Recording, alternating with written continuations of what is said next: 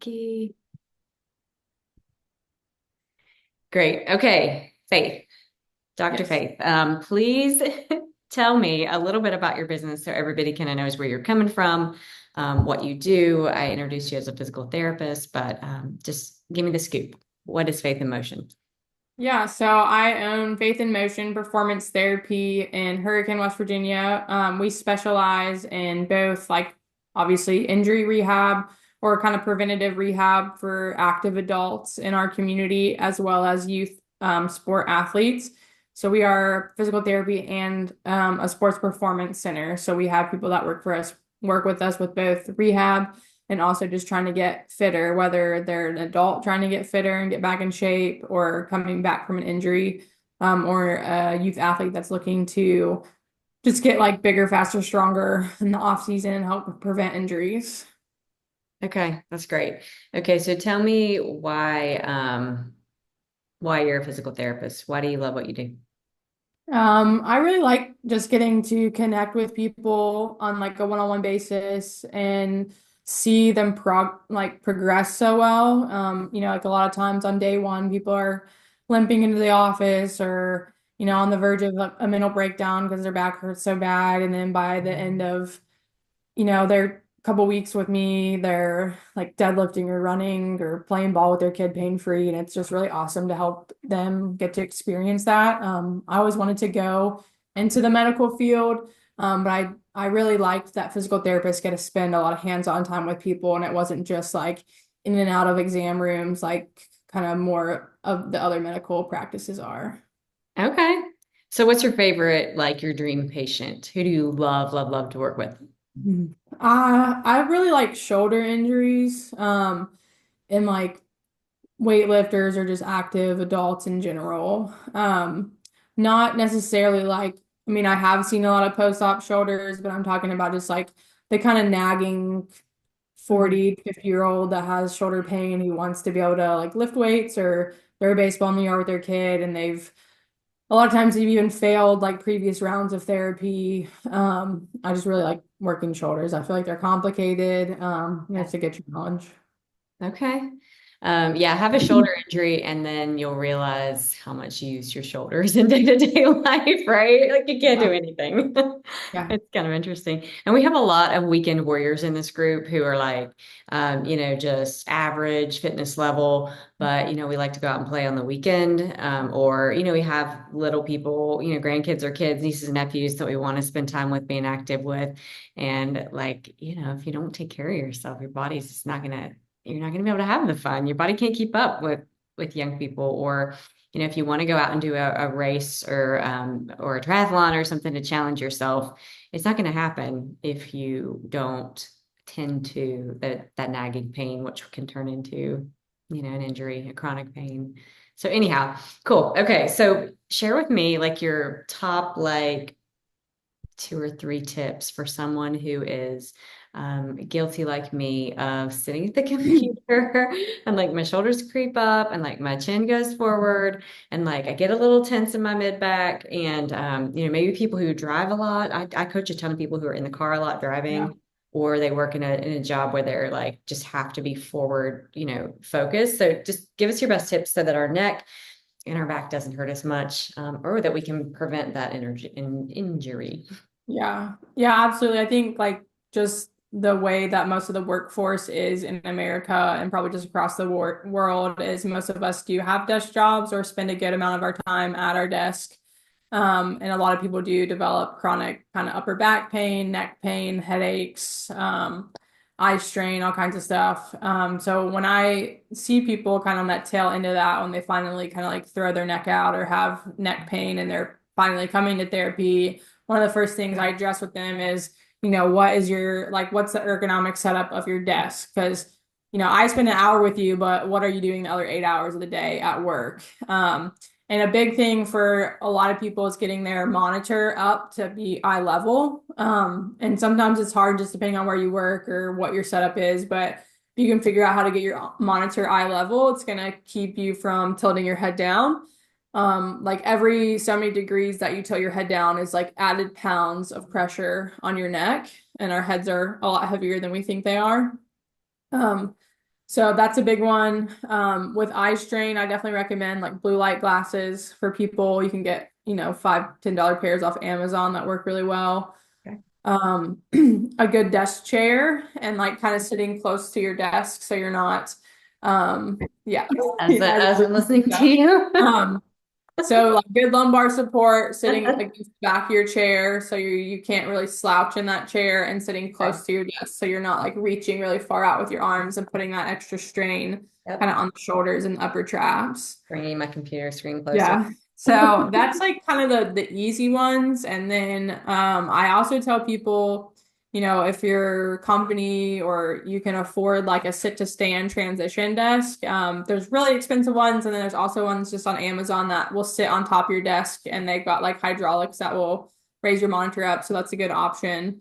Okay. Um, and kind of just, I don't think there's ever an ideal posture. I think the ideal for human body is just to move from posture to posture. So Mhm. whether you stand for 8 hours or sit for 8 hours, one of those is going to end up hurting. So if you can kind of sit for an hour, stand for an hour, sit for an hour, stand for an hour, that's going to be a lot easier on your body. Mhm. Um, and then another thing I tell people when they're actively like in pain, but they do have to work at their desk for 8 hours a day, to set like a little reminder on their phone or a timer on their laptop that every hour to 2 hours it goes off, and you can like just get up and walk around your office or do a few stretches, stretch your shoulders out, to just kind of get you out of that position. Because I think a lot of us sit at our desk for a really long time. We don't realize how much time's going by Mhm. until we're like, oh, I've been in this one position for 4 hours. So having that little reminder to go off to be like, okay, let me get up, walk around, kind of stretch my shoulders out in the doorway, do some chin tucks to like work on my forward head posture and Yeah. get back. Those are great tips. I think I talk to people about that a lot. I think that our one of our biggest mistakes throughout our day is just not being mindful of where our bodies are in space in general. Not taking deep breaths, not sitting up straight, not moving more, not just taking a pause to like redirect our eyes or redirect our thoughts if we're feeling overwhelmed or, we're not, you know, doing the stress out thing that leads to unhealthy choices. So I totally can get on board with that. I think it's good. Yeah. I like the idea of just the fact that, our ideal posture just is like changing our posture. Mhm. We gotta just get up. And if you can recommend a certain product, like for computer, I know I'm always getting people ask me this, like, how do I raise up my computer? What do I put it on, a stand-up desk? And maybe we'll share some links later if you have suggestions of ones that you like. We definitely trust your judgment. Okay, so stretching neck and shoulders, moving a lot. What else? What else is going to help us feel a little bit less pain so we can not have to see you too often? Yeah, I think another common like complaint or injury that a lot of people complain of is low back pain. And what we consider like in the physical therapy or medical world is non-specific low back pain. So kind of meaning there wasn't like a particular incident, you didn't like lift and twist and throw your back out, just kind of like nagging back pain. Right. And people that sit at desks a lot also get this kind of pain. Again, because we're kind of stuck in that seated position, your hips are flexed. And then over time, people just really lose hip mobility and hip, flexibility if they're not actively working out and stretching outside of work.